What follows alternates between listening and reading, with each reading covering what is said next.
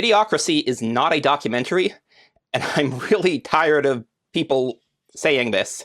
And I have a number of issues with this movie. I like a lot of the stuff Mike Judge did. I love Silicon Valley, one of my all-time favorite TV shows. King of the Hill was also an amazing TV show, at least the original run. Office Space, I think, is overrated, but it's still a pretty good movie. But Idiocracy, I have so many problems with this, and I think three big ones, maybe four. One of them is it is what it claims to parody. One of them is that it took the idea, and I'm going to have one of the AB titles saying something like he ripped it off. I don't know if he knew about it, but definitely this older novella I'm going to talk about did the central idea a lot better than Mike Judge did.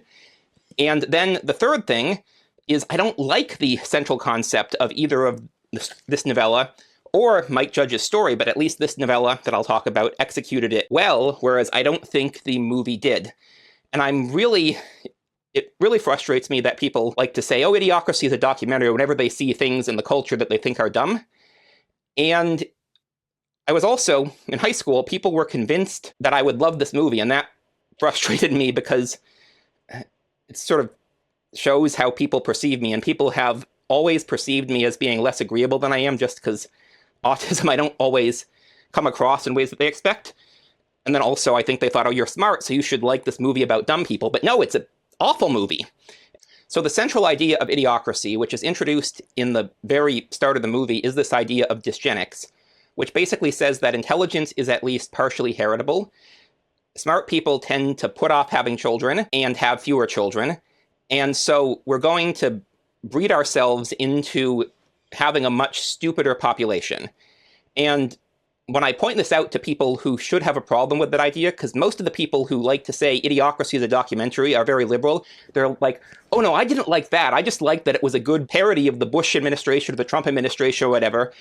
And I don't think it was either of those things, but it's like, this is literally the point of the movie as it is introduced, is this idea of genetic dysgenics, which I have a problem with for reasons I won't get into here, because this video is more I wanted to talk about the novella, The Marching Morons by C.M. Kornbluth, which I don't know if he knew about this story. Certainly the concept was in the zeitgeist, and certainly the plot was very different.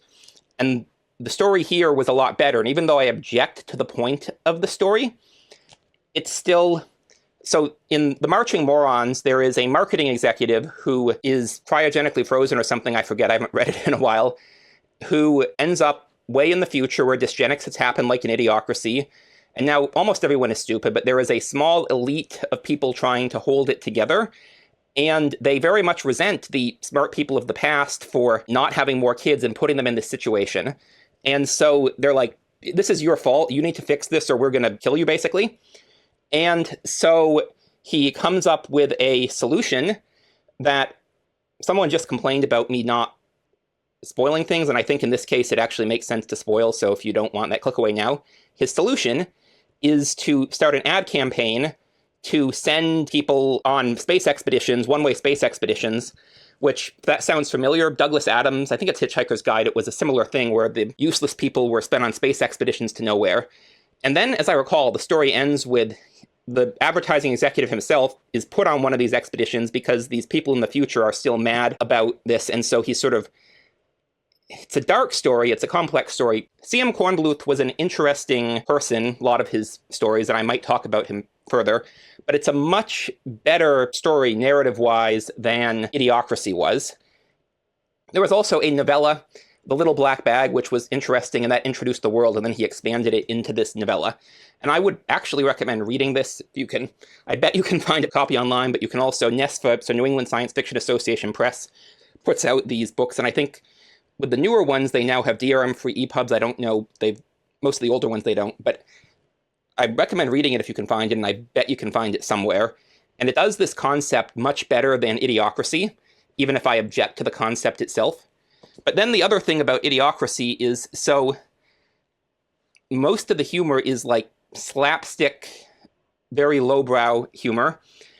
And the joke is supposedly that, oh, this is dumb, but it seems to me, sort of knowing the kinds of people who watch it, it's really an excuse to call yourself sophisticated while laughing at this humor. And I don't find it funny, but even if the joke is, hey, people are dumb for liking this, I still don't find that funny as a joke. And I think it's I've started being more critical of midwits.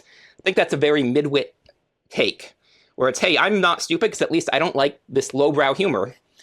And then the thing that really gets me is the best joke in the movie is the electrolytes plants crave, and yet the narrator explains it to the audience on the assumption that the audience won't get it, which I would think most of the people who like to tell me Idiocracy is a documentary would have got it, but possibly Mike Judge underestimated his audience.